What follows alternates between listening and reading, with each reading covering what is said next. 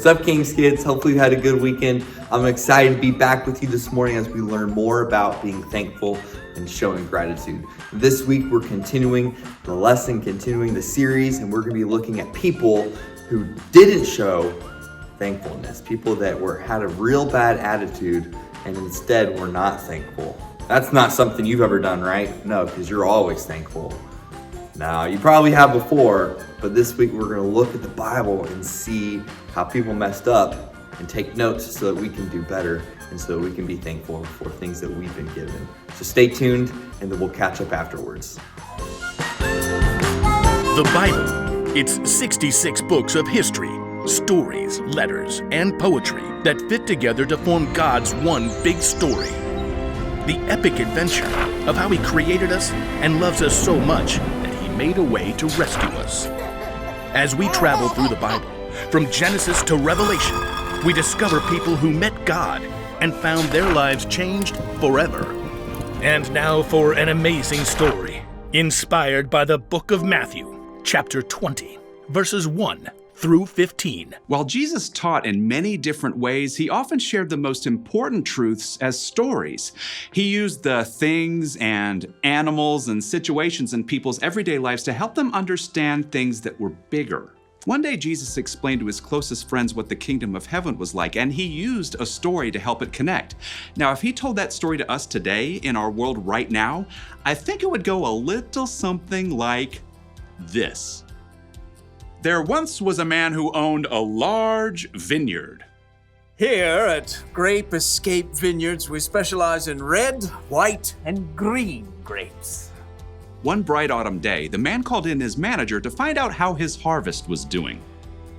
It's doing great. Thanks a bunch. We shall pick the grapes immediately before the beetles nibble them up. That's some good raisoning. The next morning, the vineyard owner rose while it was still dark and hurried to the center of town. He arrived at around 6 a.m. and there were people still standing around noshing on grape jelly muffins. Are you looking for work? Yes, indeed. How much do you pay? $100 for the day. Precisely perfect. Let us proceed. The owner led the workers back to his vineyard. Baskets, hats, don't squash the grapes. Oh, well, what happens if we do that? They might whine a little. The vineyard owner wanted to be sure that the beetles wouldn't ruin his precious grape harvest, so around 3 hours later at 9 o'clock, he returned to the town center and found more people lined up for work. You come pick grapes for me. I'll pay you well. Good deal. Let's go. The workers were all picking as fast as they could, but there were still long rows to harvest, so the vineyard owner went back to the town center at 12 o'clock noon 3 hours later, and there were still plenty of workers standing around. Come, help out in my vineyard. And after the new set of workers had worked for 3 hours, the vineyard owner returned to the town square again at 3 o'clock. Need some more grape pickers, you in? The blazing sun beat down as the vineyard owner added the new workers to his crew. One of the men hired at dawn wiped sweat off his face as he sipped his water. Showing up for work in the afternoon. What a terrible work ethic. The first workers returned to picking grapes, filling basket after basket. But even though it was still 5 o'clock, the vineyard owner returned to the town square where he still found plenty of people hanging around counting cockroaches and looking bored. Why have you been standing here all day? No one, hired us. I'll hire you. Come work in my vineyard. For the final hour of the workday, everybody pitched in. Whew! As the last baskets of grapes were brought up, the owner called to his manager.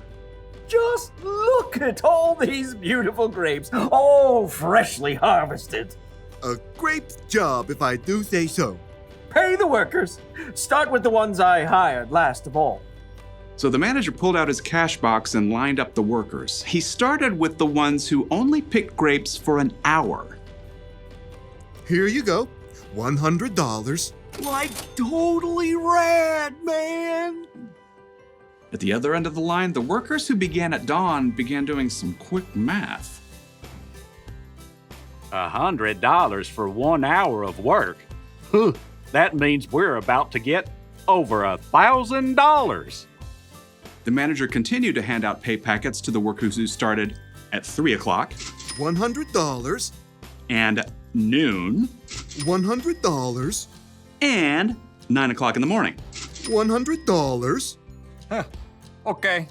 By the time the workers who started at 6 a.m. reached the front of the line, they were getting a little bit worried. You're paying us what's fair for working all day, right? Yep, $100. What? Preposterous! The early morning workers stalked off to find the vineyard owner. You paid those hooligans who only worked an hour the same as us, even though we sweated all day picking your grapes. Just look at this crispy sunburn. Friends, didn't you agree to $100 for the whole day? That is a technicality. Do you feel cheated because I gave so freely to the other workers? Don't I have a right to do what I want with my own money? But it's not fair. Take your money and go. I want to give the ones I hired last the same pay I gave you. The early workers glared and skulked away, cash in hand. They had let the owner's generosity to someone else ruin their day. Jesus' story made it clear. God gives freely to everyone. Rather than focusing on what you don't have, adjust your attitude. Choose to look at what you do have.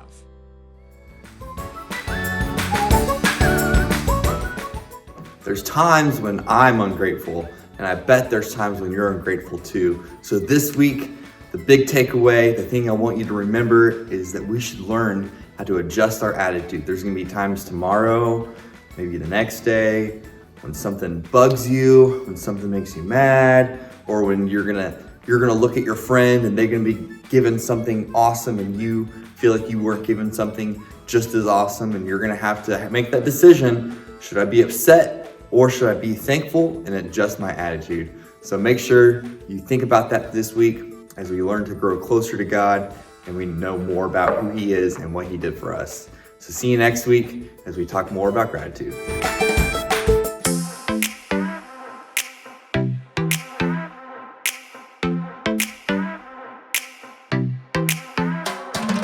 Every time I'm feeling down, you pick me up. Sing, oh, oh.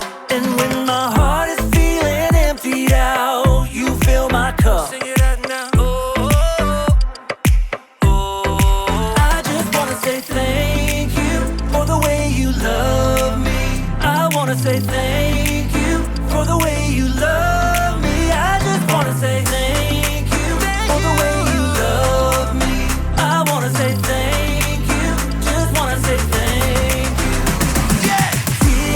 T-H-A-N-K-Y-O-U, thank you. Thank you. T-H-A-N-K-Y-O-U, thank you.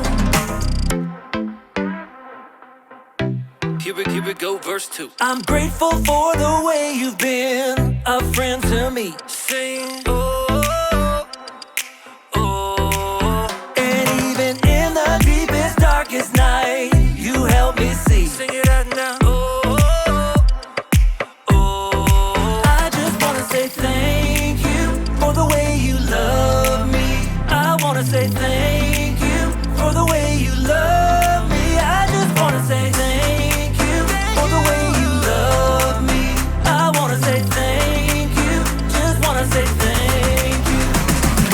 T-H-A-N-K-Y-O-U, thank you. Thank you. T-H-A-N-K-Y-O-U, thank you. T-H-A-N-K-Y-O-U, thank you. Thank you. T-H-A-N-K-Y-O-U, thank you.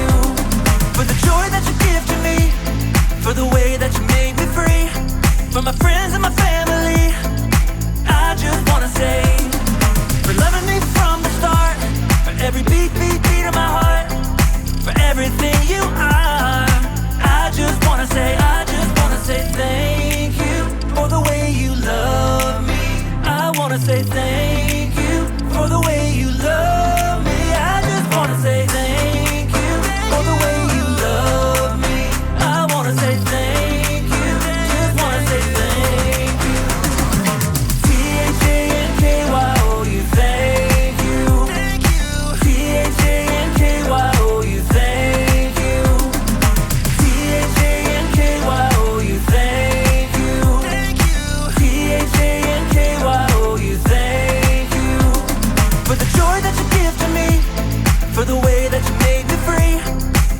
friends and my family, I just wanna say, for loving me from the start, for every beat of my heart, for everything you are.